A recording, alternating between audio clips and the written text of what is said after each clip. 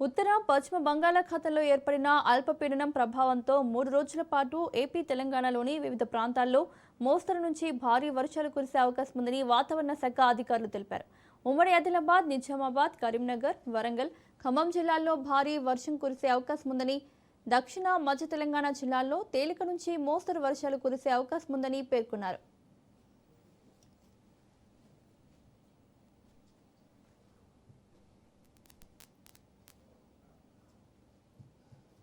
వాయవ్య బంగాళాఖాతాన్ని ఆనుకుని ఉన్న ఉత్తర ఒడిశా, పశ్చిమ బెంగాల్ తీర ప్రాంతాల్లో అల్పపీడనం ఏర్పడిందని ఏపీ విపత్తుల నిర్వహణ సంస్థ మేనేజింగ్ డైరెక్టర్ తెలిపారు.